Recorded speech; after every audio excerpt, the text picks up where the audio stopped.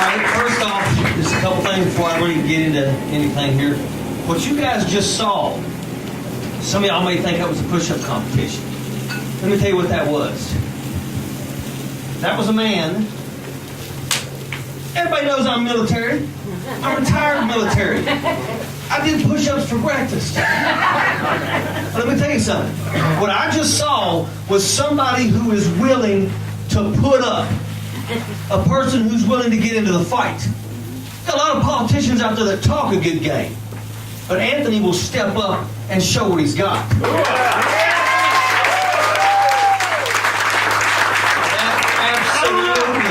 That is absolutely what we need in West Virginia and what we need in Virginia.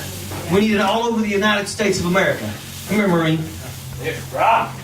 Many of y'all didn't realize this. I picked it up as soon as he walked up there. The boots. The boots. This guy's a Marine. Let me tell you something. There's nothing wrong. There's nothing wrong with those people who answer this nation's call to come home and represent us. So I thank you for your service. It means the world, brother. It does. Now, I'm going to start and just kind of, first off, my mountain mamas. 51% of the voting population in West Virginia is female. But you're about 2% on the House and Senate floors. Guys, support. Mercer County, the population of African American is actually significant. But you are not represented. And you have not been represented. And that's why Lacey is absolutely who everyone must support. It's time to start giving everybody representation. And I will tell you that I've spent time with all 3 of these candidates here that are running for House. And I am absolutely inspired by all 3 of you all. And cannot wait to see your all's voice being heard. Because you're not the types that are going to sit quiet and ask permission to stand up and get into the fight. Now, why did I get into politics? I spent 24 years in the United States Army. When I graduated high school, it was dig coal, sell dope, join the Army. And 30 years later, it's dig coal, sell dope, or join the Army. Guys, we have got to offer our children better. Right now, in this area alone, Bluefield State focuses on technology. And our kids are graduating from Bluefield State and they have to leave because we have no capabilities here. That's what we have to do. We've got to go to Washington, D.C.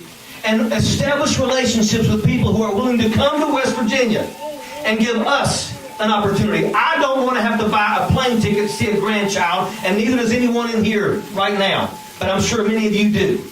We have to be able to change that. I'm going to tell you, when I come home, I had thought that everybody lived the way that I lived when I was at Fort Bragg, North Carolina. If you wasn't a paratrooper and you wasn't a sapper, I didn't talk to you.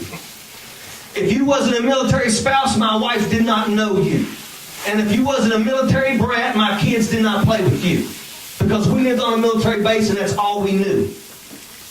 When we deployed overseas to combat, we went and we said, we're doing this because we're going to give these people a sliver of the greatness that we have in the United States of America. There's a lot of people out there that said, oh, Ojeda says that America is not the greatest. Guess what? We've got serious issues. When I came home, and I retired, I was devastated to find that in my backyard, I got children that have it worse than the children that I saw in Iraq and Afghanistan. There, a village will raise a child. Here, mom and dad is addicted to drugs, and grandma and grandpa are raising those children on Social Security that we're taxing, and they're already cutting their medicine in half.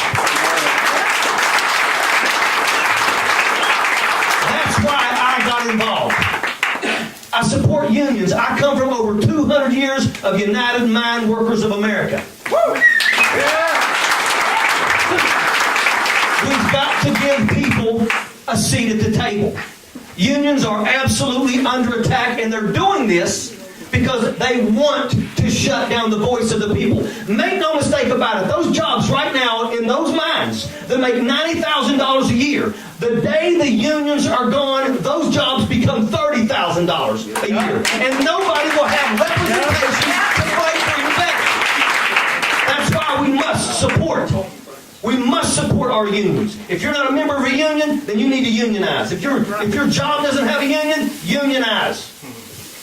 The opioid epidemic, it has ripped us apart. There's not one single family here today, I guarantee you, there's not one family here today that has not been directly affected by the opioid epidemic.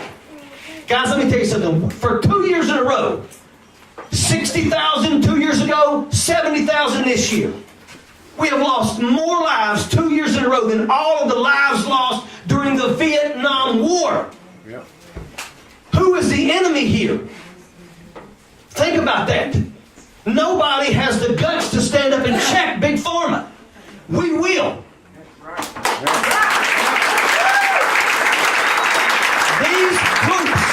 These groups come into our capitals at the state level and on the national level, and they grease pockets. And they get protection. They've been buying legislators forever. They will not buy us. They will not darken my doorstep. They already know they're not allowed. I need to fight. He needs to fight. We've got to get the funding. We've got to bring funding to Southern West Virginia and Virginia, because guess what? We have 75 beds in Southern West Virginia to address the opioid epidemic. That's not enough beds to address one small community. So what do?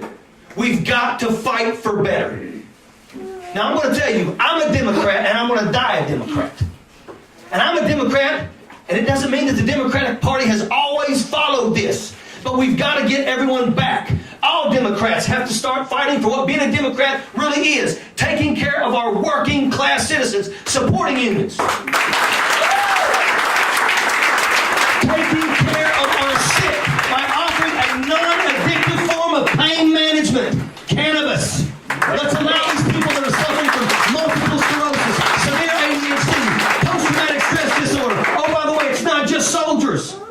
You show me a firefighter or a police officer that's done the job for 10 years, and I'll show you somebody that has a hard time falling asleep at night. We take care of our elderly. These people deserve our respect. They built this nation. They fought our wars. It's important for us to make sure that we stop allowing people to stick their hands in the cookie jar of Social Security and going after Medicare. That must stop now. We must protect our veterans. If I'm going to send you to harm's way, I'm going to fix you when you come back, but here you go. Who better to stand on that floor when these elected officials start beating the drums of war? Who better to check them than someone like myself that's got the names of 13 of my brothers on my back that did not come home? Make no mistake about it. When they start beating the drums of war, I will shut them up real fast and let them know that diplomacy must be the way. And last but not least, as a Democrat, we create opportunities for those who live in poverty to elevate themselves out of poverty with a hand up. And that's what being a Democrat is all about. That's what I believe in. That's why I would die a Democrat. And that's why if we get back to that, every independent out there will come back home. And we want them to come back home airborne.